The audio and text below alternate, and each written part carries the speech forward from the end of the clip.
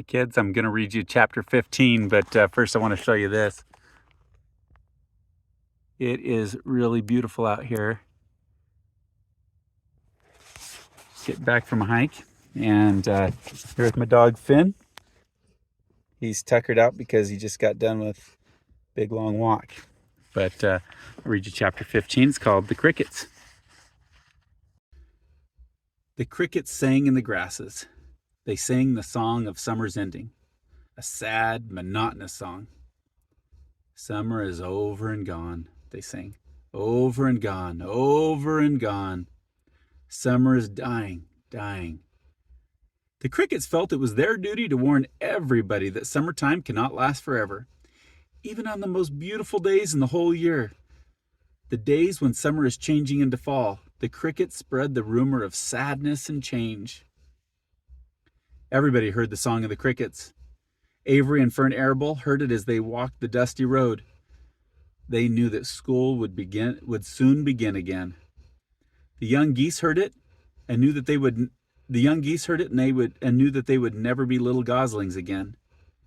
Charlotte heard it and knew that she hadn't much time left.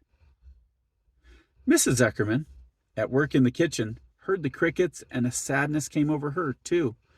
Another summer gone, she sighed. Lurvy, at work building a crate for Wilbur, heard the song and knew it was time to dig potatoes.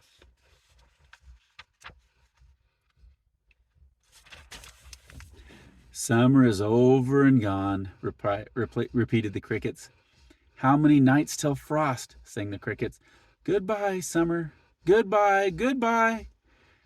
The sheep heard the crickets, and they felt so uneasy they broke a hole in the pasture fence and wandered up into the field across the road. The gander discovered the hole and led his family through, and they walked to the orchard and ate the apples that were laying on the ground. A little maple tree in the swamp heard the cricket song and turned bright red with anxiety. Wilbur was now the center of attraction on the farm. Good food and regular hours were showing results.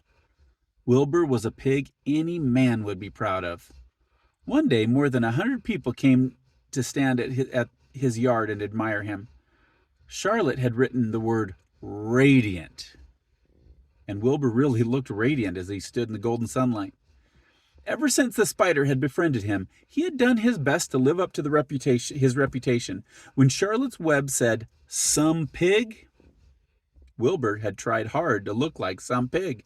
When Charlotte's Web said, "Terrific," Wilbur had tried to look terrific. And now that the Web said radiant, he did everything possible to make himself glow.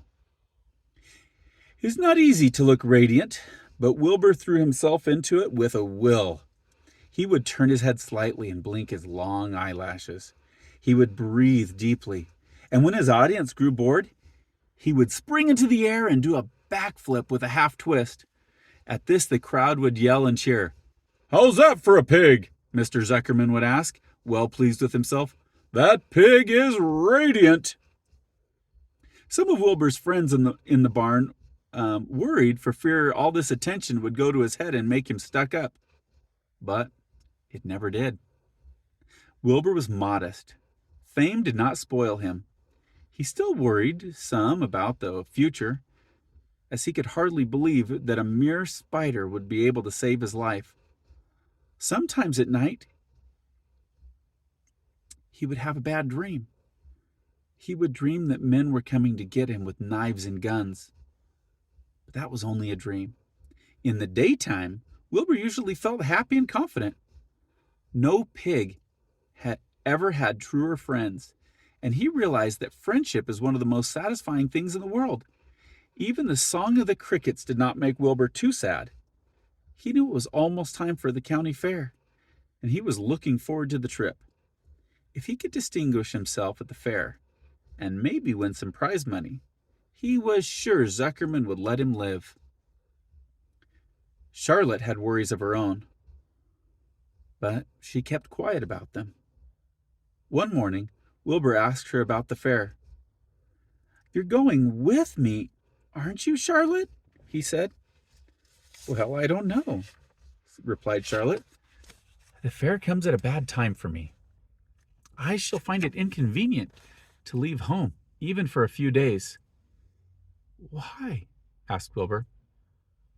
"Oh, I just don't feel like leaving my web. Too much going on around here." "Please come with me," begged Wilbur. "I need you, Charlotte. I can't stand going to the fair without you. You've just got to come." "No," said Charlotte. "I believe I'd better stay home and see if I can get some work done." "What kind of work?"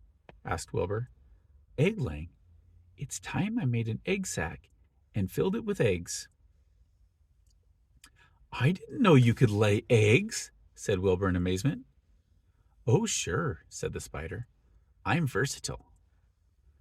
"What does versatile mean? Full of eggs?" asked Wilbur.